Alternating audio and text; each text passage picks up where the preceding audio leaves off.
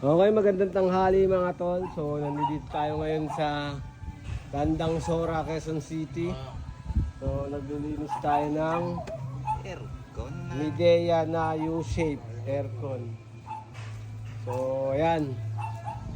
Mamaya may kita nyo kung gaano nakalinis to mamaya. So, lilinisan natin ng sobra to. Dahil sobrang dumi na mga tol.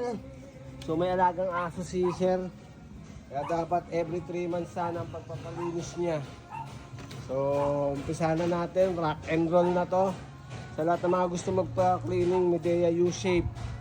So, kayang-kaya natin ilinis yan. Starting price, 1.5. Thank you mga tol. So, tapos na natin linisan mga tol. Natanggal na lahat ng dumi.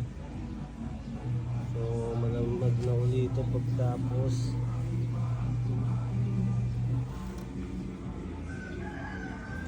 Midea U-shape type. Tapos na namin i-setup, ibalik sa aha. So sasalpak na natin tapos ito test.